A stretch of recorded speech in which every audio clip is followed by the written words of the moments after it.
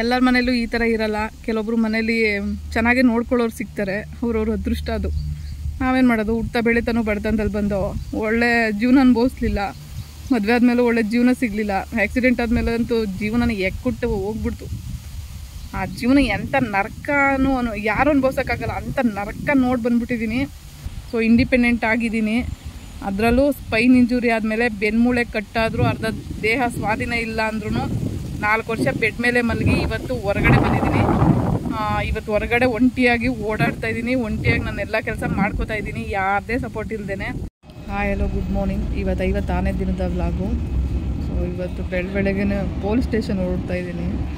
ಯಾಕೆ police station ಹೋಗ್ತಾ ಇದ್ದೀನಿ ಮತ್ತು ಕತೆ ಏನಾಗುತ್ತೆ ಅಂತ ವೀಡಿಯೋ ನೋಡ್ತಾ ಇರಿ, ನಿಮಗೂ ಗೊತ್ತಾಗುತ್ತೆ.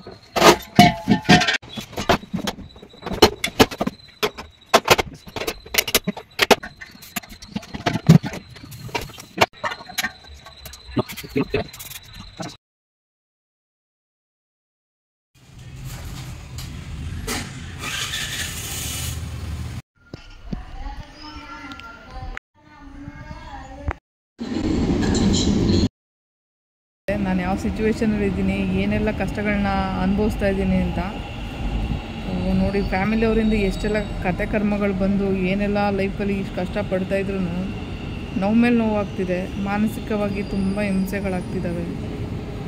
ಅದೇನು ಹಿಂಸೆ ಮತ್ತು ಯಾಕೆ ಈ ಥರ ಲೈಫ್ ಆಯಿತು ಅನ್ನೋದ್ರ ಬಗ್ಗೆ ನಾನು ಕ್ಲಾರಿಟಿ ಕೊಡ್ತೀನಿ. ಆಲ್ರೆಡಿ ವೀಡಿಯೋಸ್ ನೋಡೋರಿಗೆ ನನ್ನ ಲೈಫ್ ಸ್ಟೈಲು ಮತ್ತು ನನ್ನ ಜೀವನ ಎಲ್ಲ ಅರ್ಥ ಆಗಿರ್ಬೋದು.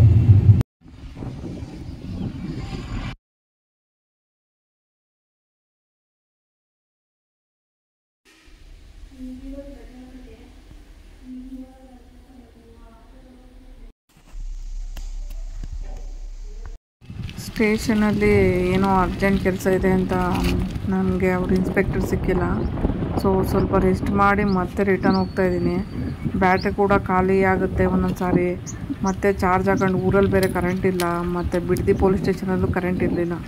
ಸೊ ವಾಪಸ್ ಬಂದು ಇಲ್ಲಿ ಚಾರ್ಜ್ ಹಾಕೊಂಡು ಮತ್ತೆ ಹೊರಟಿದ್ದೀನಿ. ಸೊ 2-3 ಸಾರಿ ಓಡಾಡಿ ಸಾಕಾಯಿತು. ಈ ತಿಂಗಳೆಲ್ಲ ಬರೀ ಪೊಲೀಸ್ ಸ್ಟೇಷನ್ ಓಡಾಡಿರೋದೆ ಸಾಕಾಗ್ಬಿಟ್ಟಿದೆ ಲೈಫು. ಸೊ ನನ್ನಂತವನು ಪೊಲೀಸ್ ಸ್ಟೇಷನ್ಗೆ ಎಳ್ಕೊಂಡು ಓಡಾಡ್ತಾರೆ. ಸೊ ಎಂಥ ಮನುಷ್ಯರಿದ್ದಾರೆ ಅಂತ ಅನಿಸ್ಬಿಡುತ್ತೆ ಒಂದೊಂದು ಸಾರಿ.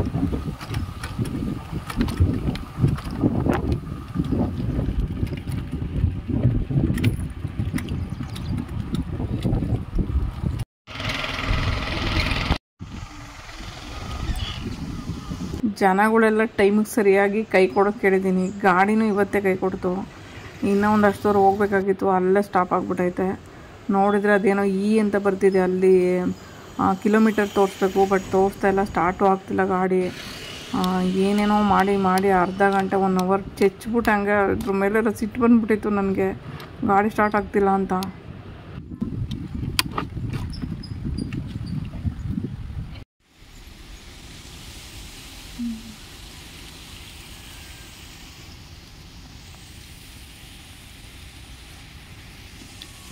ಯಾವ ಕೆಲಸನೂ ಆಗಲಿಲ್ಲ ಹೋಗಿದ್ದು.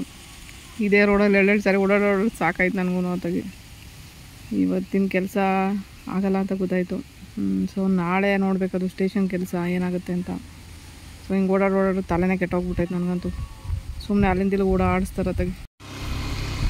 ಎಷ್ಟು ಅಂತ ಓಡಾಡೋದು ವೀಲ್ ಚೇರಲ್ಲಿ, ಬ್ಯಾಕ್ ಪೇನು, ಯಪ್ಪ ದೇವರೇ, ಸ್ಪೈನ್ ಇಂಜುರಿ ಆಗಿರೋದ್ರಿಂದ ತುಂಬ ಪೇನ್ ಆಗ್ತಿದೆ. ಏನು ಮಾಡೋದು, ನನ್ನ ಕಷ್ಟ ನನಗೊಂಥರ. ಈ ಸಂಬಂಧಗಳೆಲ್ಲ ಇಷ್ಟೇನಾ ಅಂತ ಅನಿಸ್ಬಿಡುತ್ತೆ ಒಂದೊಂದು ಸಾರಿ. ಅವಶ್ಯಕತೆ ಇದ್ದಾಗ ಅಷ್ಟೇ ಯೂಸ್ ಮಾಡ್ಕೋತಾರೆ. ಆಮೇಲೆ ನೀನು ಸತ್ರ ಏನೋ ಬದುಕಿದ್ರೇನು, ನೀನು ಯಾವ ಸ್ಥಿತಿಲಿದ್ರೇನು ಯಾರಿಗೂ ಬೇಕಾಗಿರಲ್ಲ. ಸೊ ಎಂಥ ಜನ, ಎಂಥ ಜೀವನ ಅಂತ ಅನಿಸ್ಬಿಡುತ್ತೆ ಒಂದೊಂದು ಸಾರಿ.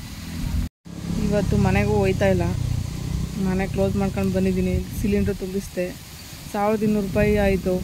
ಹೇಳಬೇಕು ಅಂದರೆ ಮಾಮೂಲಿ ಗ್ಯಾಸ್ಗಳೆಲ್ಲ ತಗೊಂಡ್ರೆ 800ಅಲ್ಲಿ ಮುಗಿಯುತ್ತೆ. ಪಕ್ಕದ ಮನೆಯವ್ರು ಆಮೇಲೆ ಹೇಳ್ತಾರೆ ನಮ್ಮ ಮನೇಲೇ ಇತ್ತು 800 ರೂಪೀಸ್ ಕೊಡ್ತಾಯಿದೆ ಅಂತ. 1200 ರೂಪಾಯಿ ಕೊಟ್ಟು ತುಂಬಿಸಿದೆ.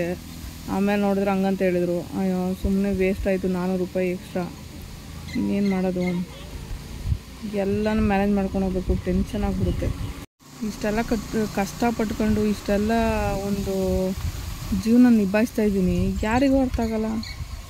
ನಮ್ಮವರೇ ಹಿಂಗೆ ಮಾಡ್ಕೊಂಡು ಹೋದರೆ ಜೀವನ ಮಾಡೋದು ಹೆಂಗೆ? ಒಂದು ಎಲ್ಲ ನನ್ನ ಯೂಟ್ಯೂಬ್ ಚಾನಲ್ ಐತೆ, ಎಲ್ಲನೂ ಸೇರಿಸ್ತೀನಿ. ಗಾಡಿ ಯಾವತ್ತೂ ನೋಡಿಲ್ವಾ? ಹೆಂಗೈತೆ ಗಾಡಿ? ಫಸ್ಟ್ ಟೈಮ್ ನೋಡಿದ್ದಲ್ಲ? ಫಸ್ಟ್ ಟೈಮ್ ನೋಡಿದ್ದು ನಿಮ್ಮನ್ನು ನಾನು ಫಸ್ಟ್ ಟೈಮ್ ನೋಡಿದ್ದು. ಆ ಊರು ನಮ್ಮದು, ಈ ಊರ ಮೇಲೆ ಹಿಂಗೆ ಹೋಗ್ತಾ ಇದೆ. ತುಂಬ ಜನ ನೋಡ್ಬಿಟ್ಟು ಹಿಂಗೆ ನಿಮ್ಮ ಥರ ರಿಯಾಕ್ಷನ್ ಕೊಡ್ತಾರೆ ಎಲ್ರೂ, ಈ ಥರ ಐತಲ್ಲ ಗಾಡಿ ಅಂತ. ಆರನ್ನು ಗಿಡನು ಎಲ್ಲ ನೋಡ್ತಾ ಇದ್ದೀರಾ? ನೋಡು ಎಲ್ಲ ಒಂದ್ಸಲ ನೋಡ್ಕೊಳ್ಳಿ. ಇದು ಸ್ಟಾರ್ಟಿಂಗ್ ಬಟನ್ನು, ಬ್ಯಾಕು ಮತ್ತು ಫ್ರಂಟ್ ಹೋಗುತ್ತೆ. ಬ್ಯಾಟ್ರಿ ಇದೆ ಮುಂದೆಗಡೆ ಐತಲ್ಲ. ಚಾರ್ಜರು. ಲೈಟ್ ಆನ್ ಆಗುತ್ತೆ.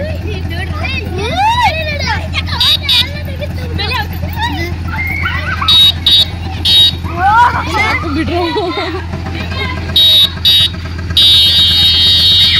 ಬಿಡ್ರು ಸಾಕು.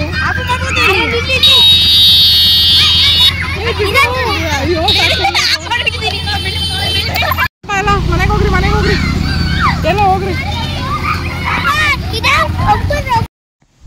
ಹುಟ್ಟ ಬೆಳಿತಾನು ತುಂಬ ಕಷ್ಟದಲ್ಲಿ ಬೆಳೆದು ದೇವ್ರು ಈ ಥರ ಮಾಡಿಬಿಟ್ಟ. ಬಟ್ ಬದುಕೋಕ್ಕೊಂದು ದಾರಿ ನೋಡ್ಕೊಂಡು ಯಾರಿಗೂ ತೊಂದರೆ ಕೊಡದೆ ಬದುಕಬೇಕು ಅಂದರೆ ಸಡನ್ಲಿ ದೇವ್ರು ಈ ಥರ ಆಕ್ಸಿಡೆಂಟ್ ಅನ್ನೋ ಒಂದು ಇದರಲ್ಲಿ ಈ ಥರ ಮಾಡಿಬಿಟ್ಟ. ಸಡನ್ಲಿ ಈ ಥರ ಆದರೆ ಏನು ಮಾಡೋಕ್ಕಾಗುತ್ತೆ? ಮತ್ತು ಈ ಥರ ಆಗಿರೋರು ಏನಾದರೂ ಬದುಕಬಾರ್ದ? ಮತ್ತು ಹೀಗಾದರೆ ಯಾಕೆ ಬದುಕಬಾರ್ದು? ಸರಿ, ಒಬ್ರು ಹ್ಯಾಂಡಿಕ್ಯಾಪ್ಟ್ ಆಗಿಬಿಟ್ರೆ ಚೆನ್ನಾಗಿರೋರು ಅವರು ಸತ್ತೋಗ್ಲಿ ಅನ್ನೋದೇನ ಇವರು ಮನಸ್ಥಿತಿ ಫ್ಯಾಮಿಲಿಯವ್ರದ್ದು. ಮತ್ತು ಸಂಬಂಧಕ್ಕೆ ಬೆಲೆ ಎಲ್ಲಿ ಉಳಿಯುತ್ತೆ? ಇಷ್ಟು ನೋವು ಟಾರ್ಚರ್ ಕೊಟ್ಟರೆ ಮನುಷ್ಯ ಬದುಕೋಕ್ಕಾದ್ರೂ ಆಗುತ್ತಾ? ಏನು ಅಂದರೆ ನನಗೆ ಹಿಂಗೆ ಆಗ್ಬಿಡ್ತಲ್ವಾ, ಇವಳೇನಕ್ಕೂ ಯೂಸ್ಲೆಸ್ಸು, ಇವಳೇನಕ್ಕೂ ಯೂಸ್ ಇಲ್ಲ ಅಂತ. ಅದೇ ಚೆನ್ನಾಗಿರೋವಾಗ ಕರೆಯೋರು, 3-4 ದಿನ ಮುಂಚೆ ಕರೆಯೋರು. ಏನಕ್ಕೆ? ಅವ್ರ ಮನೆ ಕೆಲಸ ಮಾಡಿಸ್ಕೋಬೇಕಾಗಿತ್ತಲ್ವಾ, ಎಲ್ಲರ ಸೇವೆ ಮಾಡಿಸ್ಕೋಬೇಕಾಗಿತ್ತು. ಇವತ್ತು ಕೈಲಾಗದೆ ಇರೋಳು ಏನಕ್ಕೆ ಇವಳು? ಇದ್ರೂ ಸತ್ತೋಗಿರೋ ಥರ. ನೀನು ಸತ್ತೋಗು ಅಂತಲೇ ಹೇಳ್ತಾರೆ, ಇವತ್ತು ಬಾಯಲ್ಲೇ ಹೇಳ್ತಾರೆ, ನೀನೇನು ಬದುಕಿದ್ಯಾ, ಸತ್ತೋಗು, ನೀನು ಯೂಸ್ ಇಲ್ಲ ಅಂತ ಕೇಳ್ತಾರೆ. ಮತ್ತು ದೇವ್ರು ಬದುಕಿಸಿದ್ದೀನಲ್ಲ, ಮತ್ತೆ ಸತ್ತೋಗ್ಬೇಕಾ? ನಾನು ಸೂಸೈಡೆಲ್ಲ ಅಟೆಂಪ್ಟ್ ಮಾಡಿ ಬದುಕಿರೋದು, ಏನು ಮಾಡೋದು? ದೇವರು ಇನ್ನೂ ಗಟ್ಟಿಪಿಂಡ ನೀನು ಬದುಕು ಅಂತ ಹೇಳ್ಬಿಟ್ಟಿದ್ದಾನೆ. ಬದುಕಬೇಕಲ್ಲ. ಈಗಿನ ಜನಗಳ ಮನಸ್ಥಿತಿ ಹೆಂಗಿದೆ ಅಂದರೆ, ಒಬ್ರು ಯಾರೋ ಕೈಯಲ್ಲಿ ಆಗದೆ ಇರೋರು ಇದ್ದರೆ ಮನೇಲಿ, ಇವ್ರು ಏನಕ್ಕೆ ಬದುಕಿದಾರಪ್ಪ, ಸತ್ತೋದ್ರೆ ಸಾಕು, ಇವ್ರು ಸೇವೆ ಯಾಕೆ ಮಾಡಬೇಕು ಅನ್ನೋ ಪರಿಸ್ಥಿತಿ ಬಂದುಬಿಡ್ತೈತೆ. ಯಾರಿಗೂ ಮನ್ಸು ಕರಗಲ್ಲ. ಮತ್ತು ಸಂಬಂಧಗಳಲ್ಲಿ ಮಾನವೀಯತೆ ಅನ್ನೋದು ಸತ್ತೋಗ್ಬಿಟ್ಟಿದೆ. ಅದು ಏನು ಅಂದರೆ, ಅದು ಬೇರೆಯವರ ಮೋಹ ಪಾಶಕ್ಕೆ ಬಿದ್ದು ಏನೋ ಒಂದು ಕಟ್ಟಿಗೆ ಬಿದ್ದು ಈ ಥರ ಒಂದೊಂದು ಸಿಚುವೇಶನ್ ನಡೆಯುತ್ತೆ. ಎಷ್ಟೋ ಮನೆಗಳಲ್ಲಿ ಎಷ್ಟೋ ಹೆಣ್ಮಕ್ಳುಗಳು ನಂತರ ಅನುಭವಿಸಿ ಸಾಯೋರು ಇವತ್ತು ಇದ್ದಾರೆ, ಸೂಸೈಡ್ ಮಾಡ್ಕೊಳ್ಳೋರು ಇದ್ದಾರೆ. ಬಟ್ ನಾನು ಮಾಡ್ಕೊಂಡಿದ್ದೆ, ಬದುಕಿದ್ದೀನಿ. ಎಲ್ಲರ ಮನೇಲೂ ಈ ಥರ ಇರಲ್ಲ. ಕೆಲವೊಬ್ರು ಮನೇಲಿ ಚೆನ್ನಾಗಿ ನೋಡ್ಕೊಳ್ಳೋರು ಸಿಗ್ತಾರೆ, ಅವ್ರವ್ರ ಅದೃಷ್ಟ ಅದು. ನಾವೇನು ಮಾಡೋದು? ಹುಟ್ಟ ಬೆಳಿತಾನು ಬಡತನದಲ್ಲಿ ಬಂದು ಒಳ್ಳೆ ಜೀವನ ಅನುಭವಿಸ್ಲಿಲ್ಲ. ಮದುವೆ ಆದಮೇಲೂ ಒಳ್ಳೆ ಜೀವನ ಸಿಗಲಿಲ್ಲ. ಆಕ್ಸಿಡೆಂಟ್ ಆದಮೇಲೆ ಅಂತೂ ಜೀವನನ ಎಕ್ಕುಟ್ಟು ಹೋಗ್ಬಿಡ್ತು. ಆ ಜೀವನ ಎಂಥ ನರಕನೂ ಯಾರು ಅನುಭವಿಸೋಕ್ಕಾಗಲ್ಲ, ಅಂಥ ನರಕ ನೋಡಿ ಬಂದ್ಬಿಟ್ಟಿದ್ದೀನಿ. ಆ ನರಕದಲ್ಲೂ ಸಾಯಲಿಲ್ಲ, ಬಂದಿದ್ದೀನಿ. ಮತ್ತು ಆ ಬದುಕಾದ್ಮೇಲೆ ಧೈರ್ಯ ಬಂದ್ಬಿಡ್ತು. ಇನ್ನೊಂದು ಸಾರಿ ಸಾಯಕ್ಕೆ ಹೋದ್ರೆ ನೀನು ಬೇರೆ ಥರ ಆಗಿ ಬದುಕೋಗ್ಬಿಡ್ತೀಯ, ನೀನು ಇನ್ನೂ ಸಾಯೋಕ್ಕೆ ಟ್ರೈ ಮಾಡಬೇಡ ಅಂತ ನನ್ನ ಮನಸ್ಸು ಹೇಳ್ತು. ಸೊ ಅವತ್ತಿಂದ ಒಂದು ಸ್ವಲ್ಪ ಧೈರ್ಯ ಮಾಡಿ ಇವತ್ತು ಒಂಟಿಯಾಗಿ ಬದುಕ್ತಾ ಇದ್ದೀನಿ, ಯಾರು ಸಪೋರ್ಟ್ ಇಲ್ಲದೆ. ಯೂಟ್ಯೂಬ್ ಚಾನಲ್ಗೆ ಒಂದು ಒಳ್ಳೆ ಸಪೋರ್ಟ್ ಸಿಗ್ತಾ ಇದೆ. ಅಂದರೆ ತುಂಬ ಜನ ಯೂಟ್ಯೂಬ್ನ ಇವಾಗ ನೋಡ್ತಾ ಇದ್ದಾರೆ. ಅವ್ರು ಇಂಡೈರೆಕ್ಟಾಗಿ ಹೆಲ್ಪ್ ಮಾಡೋರು ನನ್ನ ಚಾನಲ್ ಸಬ್ಸ್ಕ್ರೈಬ್ ಮಾಡಿಬಿಟ್ಟು, ಮತ್ತು ನನ್ನ ವಾಚ್ ಅವರ್ ಕಂಪ್ಲೀಟ್ ಆಗ್ತಾ ಇದೆ. ಸೊ ಮಾನಿಟೈಸೇಷನ್ ಆನ್ ಆಗೋದ್ರಲ್ಲಿದೆ. ಸೊ ತುಂಬ ಥ್ಯಾಂಕ್ಸ್ ನನ್ನ ಚಾನಲ್ ನೋಡ್ತಾ ಇರೋರಿಗೆ. ಮತ್ತು ನನ್ನ ಲೈಫ್ ಸ್ಟೈಲ್ ಏನು ಅಂತ ನೀವು ಆಲ್ರೆಡಿ ತಿಳ್ಕೊಂಡಿದ್ದೀರಾ. ಇನ್ನೂ ಮುಂದೆ ವೀಡಿಯೋ ನೋಡೋರಿಗೆ ನನ್ನ ಲೈಫ್ ಸ್ಟೈಲ್ ಏನು ಅಂತ ಗೊತ್ತಾಗುತ್ತೆ. ಸೊ ಇಂಡಿಪೆಂಡೆಂಟ್ ಆಗಿದ್ದೀನಿ. ಅದರಲ್ಲೂ ಸ್ಪೈನ್ ಇಂಜುರಿ ಆದಮೇಲೆ ಬೆನ್ಮೂಳೆ ಕಟ್ಟಾದರೂ ಅರ್ಧ ದೇಹ ಸ್ವಾಧೀನ ಇಲ್ಲ ಅಂದ್ರೂ 4 ವರ್ಷ ಬೆಡ್ ಮೇಲೆ ಮಲಗಿ ಇವತ್ತು ಹೊರಗಡೆ ಬಂದಿದ್ದೀನಿ. ಇವತ್ತು ಹೊರಗಡೆ ಒಂಟಿಯಾಗಿ ಓಡಾಡ್ತಾ ಇದ್ದೀನಿ, ಒಂಟಿಯಾಗಿ ನಾನು ಎಲ್ಲ ಕೆಲಸ ಮಾಡ್ಕೋತಾ ಇದ್ದೀನಿ, ಯಾರದೇ ಸಪೋರ್ಟ್ ಇಲ್ಲದೇ. ಸೊ ಎಷ್ಟು ದಿನ ಆಗುತ್ತೋ ಆಗಲಿ, ಜೀವನ ಏನು ಎಲ್ಲರೂ ಜೊತೆಲಿ ಇದ್ರೇ ಜೀವನ ನಡೆಯುತ್ತೆ ಅಂತಲ್ಲ, ಒಂಟಿಯಾಗಿದ್ರೂ ಜೀವನ ನಡೆಯುತ್ತೆ. ಸೊ ಸೊ ಇಂಡಿಪೆಂಡೆಂಟ್ ಆಗಿರೋ ಲೈಫ್ನ ನಡೆಸಬೇಕು. ಒಬ್ಬರ ಮೇಲೆ ಡಿಪೆಂಡ್ ಆದರೆ ಲಾಸ್ಟಿಗೆ ಕೀಳಾಗ್ಬಿಡ್ತೀರಾ. ಸೊ ಕೀಳಾಗಬೇಡಿ, ಯಾರ ಮುಂದೆನೂ ತಲೆ ತೆಗ್ಸೋದು ಬೇಡ. ಇರೋಷ್ಟು ದಿನ ಲೈಫ್ ಆಗುತ್ತೆ. ಏನು ಅವ್ರು ನೋಡ್ಕೊಳ್ಳಿಲ್ಲ ಇವ್ರು ನೋಡ್ಕೊಳ್ಳಿಲ್ಲ ಅಂದರೆ ಲೈಫ್ ನಡೆಯಲ್ವಾ? ನಡೆಯುತ್ತೆ. ಅವ್ರು ಅನ್ಕೋಬೋದು ನಾವಿಲ್ಲಾಂದರೆ ಅವ್ರು ಬದುಕೋಕ್ಕಾಗಲ್ಲ, ಸತ್ತೋಗ್ತಾರೆ ಅಂತ. ನಾವು ಸಾಯಲ್ಲ, ಬದುಕ್ತೀವಿ. ಬಟ್ ಇಂಡಿಪೆಂಡೆಂಟಾಗಿ ಇರೋಷ್ಟು ದಿನ ಇಂಡಿಪೆಂಡೆಂಟಾಗಿರಿ. ನಿಮ್ಮ ಕೆಲಸ ನೀವು ಮಾಡ್ಕೊಳ್ಳೋಷ್ಟಾಗಿರಿ. ಒಬ್ರ ಕೈಲಿ ಅನ್ಸ್ಕೊಳ್ಳೋದಿದೆಯಲ್ಲ, ಅದೊಂದು ನರಕ ಜೀವನ. ಅದೆಲ್ಲ ಅನುಭವಿಸಿ ನಾನಿವತ್ತು ಇಷ್ಟು ಲೈಫಿಗೆ ಬಂದಿದ್ದೀನಿ. ಕಷ್ಟನೋ ಸುಖನೋ ಮಾಡ್ಕೊಂಡು ತಿಂತೀನೋ ಇಲ್ಲ ಉಪವಾಸ ಮಲ್ಕೋತೀನೋ, ಆದರೆ ಏನು ಅಂದರೆ ಒಂದು ನೆಮ್ಮದಿ ಇದೆ. ಹಬ್ಬ ದೇವರೇ, ಇಷ್ಟು ದಿನ ಅವ್ರ ಕೈಲಿ ಉಪ್ಪಾಕಿಸ್ಕೊಂಡಿದ್ದೀನಿ, ಇವತ್ತೇನೋ ನನ್ನ ಲೈಫ್ ನಾನು ಮಾಡ್ತಾಯಿದ್ದೀನಿ ಅಂತ ಖುಷಿ ಇದೆ. ಎಷ್ಟೆಲ್ಲ ಕಷ್ಟದಲ್ಲಿ ಬೆಳಿಬೇಕಾದ್ರೆ ಚಿಕ್ಕ ವಯಸ್ಸಲ್ಲಿ ಎಷ್ಟು ಬಡತನ, ಎಷ್ಟು ಜೀವನ, ಕೊಟ್ಟಿಗೆ ಮನೆ, ಇದೆಲ್ಲ ನೋಡ್ಕೊಂಡು ಬೆಳೆದು ಇವತ್ತೊಂದು ಒಳ್ಳೆ ಮನೆ ಕಟ್ಕೊಂಡಿದ್ದಾರೆ. ನೆಮ್ಮದಿ ಇಲ್ಲ. ಮತ್ತು ನೆಮ್ಮದಿ ಇಲ್ಲದೆ ಜೀವನ ಮಾಡೋಕ್ಕೆ ಮನೆ ಕಟ್ಕೋಬೇಕಾಗಿತ್ತಾ? ಅದಕ್ಕೆ ಹೇಳೋದು, ಎಲ್ರಿಗೂ ತಾಯಿದಿರಿರ್ಬೇಕು ಮೇನು. ಅದರಲ್ಲೂ ಹೆಣ್ಮಕ್ಳುಗಳಿಗೆ ತಾಯಿದಿರಿರ್ಬೇಕು. ತಾಯಿದಿರಿದ್ರೆ ಒಂದು ಒಳ್ಳೆ ನ್ಯಾಯ ಅಂತ ಕೊಡ್ತಾರೆ ಹೆಣ್ಮಕ್ಳುಗಳಿಗೆ. ಏನು ಮಾಡೋಕ್ಕಾಗಲ್ಲ. ಆ ಅದೃಷ್ಟ ನಾವು ಕೇಳ್ಕೊಂಡು ಬಂದಿಲ್ಲ. ಹಳೆ ಜೀವನ ಯಾರು ನೆನಪಿಸ್ಕೊಳ್ಳಲ್ಲ. ಅಷ್ಟು ಕಷ್ಟದಲ್ಲಿ ಬೆಳೆದ್ರೂ ಅಯ್ಯೋ ಬಿಡತ್ತಾಗಿ ಅಂತ ಇವತ್ತು ಎಲ್ಲ ಮರ್ತ್ಬಿಟ್ಟು ಒಂದು ಹೊಸ ಜೀವನ ಸ್ಟಾರ್ಟ್ ಮಾಡಿದ್ದಾರೆ. ಆವಾಗ ಸಂಬಂಧಗಳು ಬೇಕಾಗಿರಲ್ಲ, ಹಳೇದು ಬೇಕಾಗೇ ಇರಲ್ಲ. ಇವಾಗೆಲ್ಲ ಹೊಸ ಸಂಬಂಧಗಳು ಕ್ಷಣಿಕ, ಎಲ್ಲ ಕ್ಷಣಿಕ ಅಷ್ಟೇ. ಈಗ ಮತ್ತೆ ಸ್ಟೇಷನ್ ಹತ್ರ ಹೋಗ್ತಾ ಇದ್ದೀನಿ. ಕತೆ ಏನಾಯಿತು ಅಂತ ನಾಳೆ ವಿಡಿಯೋದಲ್ಲಿ ಬರ್ತಿದೆ, ನೋಡಿ.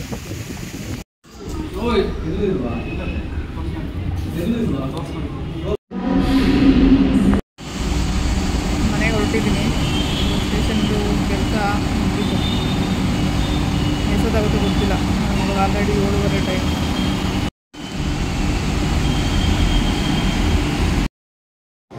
ಯಾರು ಏನೂ ಹೇಳಿಲ್ಲ, ರೇಷನ್ ಕಾರ್ಡ್ ಇಲ್ಲ, ಒಂದು ಪೆನ್ಷನೂ ಬರ್ತಾಯಿಲ್ಲ.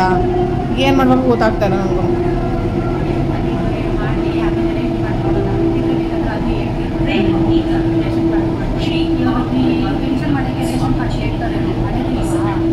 ಹೊಸ ಪೆನ್ಷನ್ ಮಾಡ್ಸಕ್ಕ? ರಿನ್ಯೂವಲ್ ಮಾಡೋಕ್ಕೆ ಏನು ಕೇಳಲ್ಲ ಅನ್ಸುತ್ತೆ. ಅದು ಇದೆ, ಏನಾಗಿದೆ ಗೊತ್ತಾ, ರೇಷನ್ ಕಾರ್ಡ್ ಮಾಡಿಸಿದ್ದೀನಿ. ಕೋಲಾರ ಆನೆಕಲ್ಲು, ಕೋಲಾರಲ್ಲ ಆನೆಕಲ್ಲು ಊರು ತೋರಿಸ್ತಾ ಇದೆ. ಆನೆಕಲ್ ಹತ್ರ ಮಾಯಸಂದ್ರನೋ ಏನೋ ಊರು. ಇವಾಗ ಅಲ್ಲಿ ಬಂದಿದೆ ಅನ್ಸುತ್ತೆ ರೇಷನ್ ಕಾರ್ಡು. ತರೋದು ಹೆಂಗೆ ನಾನು? ಹಾಂ ಹಾಂ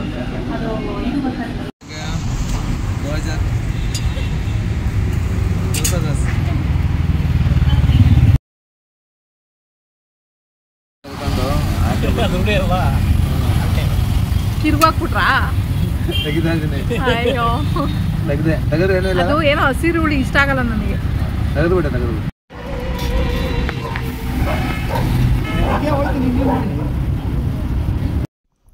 ಇವಾಗ ಅಷ್ಟೇ ಬಂದೆ. ನೈಟ್ ಆಗಲೇ 10 ಗಂಟೆ ಆಗಿಬಿಟ್ಟಿದೆ. ದೋಸೆ ಒಂದು ಪಾರ್ಸೆಲ್ ತೊಗೊಂಡು ಬಂದಿದ್ದೀನಿ. ತಿಂದು ರೆಸ್ಟ್ ಮಾಡಬೇಕು. ಕಾಲು ಬೇರೆ ಊತ ಬರ್ತಿದೆ ತುಂಬ. ಬೆಳಗ್ಗೆ ಒಂದು 8 ಗಂಟೆ ಅನಿಸುತ್ತೆ ವೀಲ್ ಚೇರ್ ಹತ್ತಿದ್ದು. ಸೊ ಇಲ್ಲಿವರೆಗೂ ಕೂತಿರೋದೇ ಆಗೈತೆ. ಆಮೇಲೆ ಪದೇ ಸ್ಟೇಷನ್ಗೂ ಮನೆಗೂ ಓಡಾಡೋಂಗಾಯ್ತು ಅಲ್ಲಿ ಊರಲ್ಲಿ. ಸೊ ಎಲ್ಲ ಮುಗಿಸ್ಕೊಂಡು ಬಂದೆ. ಮೊನ್ನೆ ಫೈರಿಂಗ್ ಹಾಕಿದ್ದು ತೊಳೆದೇ ಇಲ್ಲ. ಇವಾಗ ತೊಳೆಯೋಕ್ಕೆ ಎತ್ಕೋತಾ ಇದ್ದೀನಿ.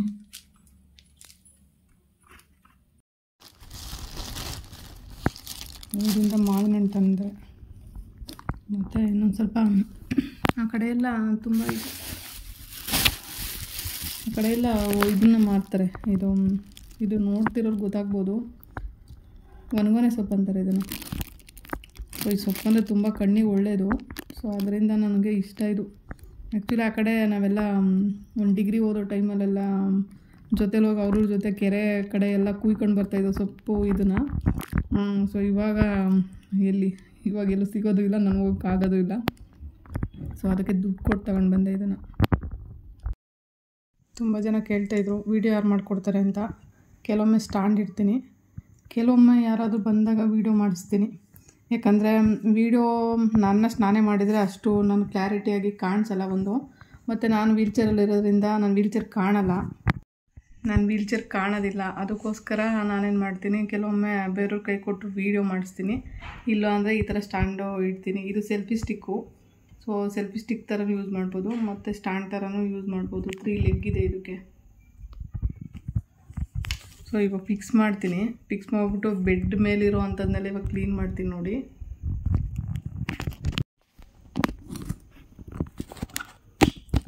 ಸ್ವಲ್ಪ ಕಷ್ಟ ಇದೆಲ್ಲ ಫಿಕ್ಸ್ ಮಾಡು, ಅದು ಮಾಡು, ಇದು ಮಾಡು ಅನ್ನೋ ಹೊತ್ತಿಗೆ ಟೈಮೇ ಆಗಿಬಿಡುತ್ತೆ ನೋಡಿ. ಈ ಥರ ಫಿಕ್ಸ್ ಮಾಡಿ ಇಟ್ಬಿಡ್ತೀನಿ ಸ್ಟ್ಯಾಂಡ್ನ. ಸೊ ಆಮೇಲೆ ಕೆಲಸಗಳು ಮಾಡ್ಕೊತೀನಿ. ಕೆಲವೊಮ್ಮೆ ಹಂಗೆ ಮಾಡೋದು.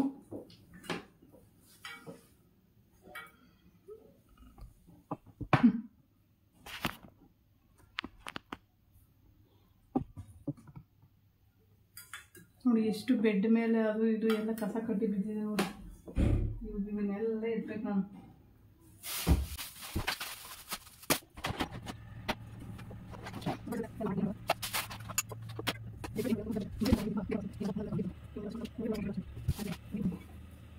ಮತ್ತೆ ಒಗ್ಗಕ್ಕೆ ಹಾಕೋ ವಿಡಿಯೋ ಒಂದಷ್ಟು.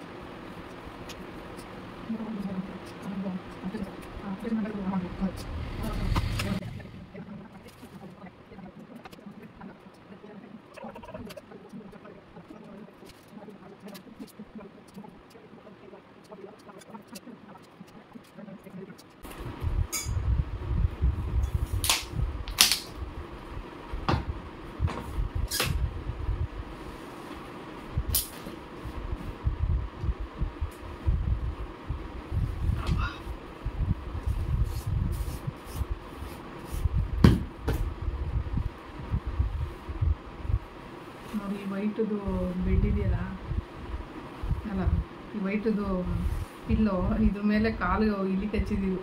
ಇದು ಮಾರ್ಕೆಲ್ಲ ಹೋಗೇ ಇಲ್ಲ, ಇದು ಹೋಗಲ್ಲ ಇದು, ಯಾಕಂದ್ರೆ ಹೊಗೆಗೆ ಆಗಲ್ವಲ್ಲ ಇದು ಪಿಲ್ಲೋನ, ಅದರಿಂದ ಹೋಗಿಲ್ಲ. ಈ ಥರ ನೀಟ್ ಮಾಡಿಕೊಂಡು ಅಲ್ಲಿ ಹೋಗಿ ಟೈಟ್ ಮಾಡ್ಕೊತೀನಿ.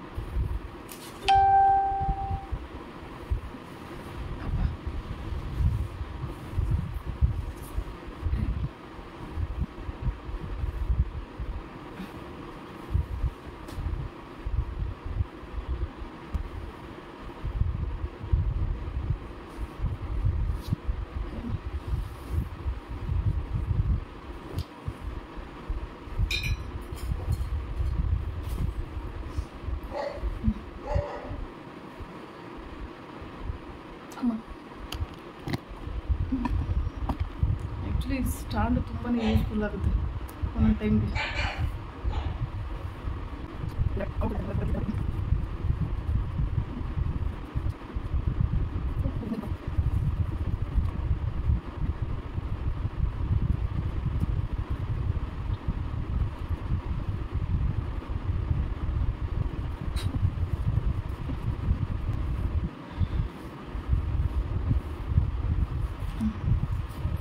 ಈ ಬ್ಯಾಗು ಕಾಲು ಐಟಿಗೆ ಇಟ್ಕೊಂಡಿದ್ದೀನಿ, ಯಾಕಂದರೆ ಕಾಲು ಐಟಿಗೆ ಇರಬೇಕಲ್ಲ, ಇನ್ಫೆಕ್ಷನ್ ಊಟ ಮತ್ತೆ ಕಾಲು ಊಟ ಬಂದಿದೆ, ಅದೆಲ್ಲ ಓಡಾಡಿರೋದೆಲ್ಲ ಊಟ ಬಂದಿದೆ ತುಂಬ.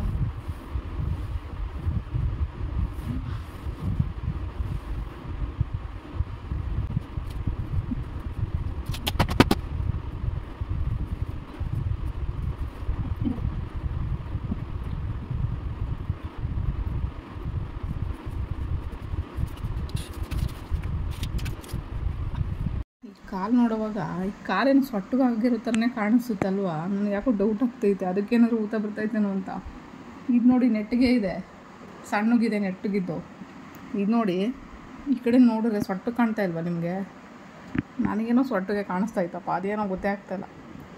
ಆಮೇಲೆ ಕಾಲು ಅಷ್ಟೇ ಕಲ್ಲರು, ಇದು ಒಂಥರ ಬ್ಲ್ಯಾಕ್ ಕಲರ್ ಥರ, ಯಾಕಂದರೆ ಇಲ್ಲೆಲ್ಲ ರೆಡ್ನೆಸ್ ಆಗಿತ್ತಲ್ಲ, ಅದು ಬ್ಲ್ಯಾಕ್ ಕಾಣಿಸುತ್ತೆ. ಇದಕ್ಕೂ ತುಂಬ ಡಿಫ್ರೆನ್ಸ್ ಇದೆ. ಬಟ್ ನೋಡಿದ್ರೆ ಸೊಟ್ಟ ಆಗಿರೋ ಥರ ಅಂತ ನನಗೆ ಡೌಟ್ ಹೊಡಿತೈತೆ. ಇದೇನು ನೆಟ್ಟಗೈತೆ ಏನೋ ಗೊತ್ತಾಗ್ತಾಯಿಲ್ಲ.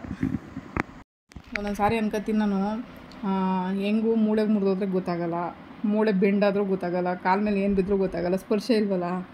ಮುರಿದೋದ್ರೆ ಹೆಂಗೆ ಗೊತ್ತಾಗುತ್ತೆ ನಮ್ಗೆ? ಅದು ಸರಿ, ಊತ ಬಂದರೆ ಗೊತ್ತಾಗಬೇಕು, ಅದು ಬಿಟ್ಟು ಇನ್ನು ಹೆಂಗೆ ಗೊತ್ತಾಗುತ್ತೆ? ನೋವು ಗೊತ್ತಾಗುತ್ತಾ? ಅದು ಇಲ್ಲ, ಒಂದೇನು ಗೊತ್ತಾಗಲ್ಲ ನೋವು. ನನ್ನ ವಿಡಿಯೋ ಇಷ್ಟ ಆಗಿದರೆ ಈ ವಿಡಿಯೋಗೊಂದು ಲೈಕ್ ಕೊಡಿ, ಹಾಗೆ ನನ್ನ ಚಾನಲ್ಗೆ ಸಬ್ಸ್ಕ್ರೈಬ್ ಮಾಡಿ. ಯಾರಿಗೆಲ್ಲ ಸಹಾಯ ಮಾಡಬೇಕು ಅಂತ ಅನಿಸುತ್ತೋ QR ಕೋಡ್ ಕೊಟ್ಟಿದ್ದೀನಿ, ಸಹಾಯ ಮಾಡ್ಬೋದು.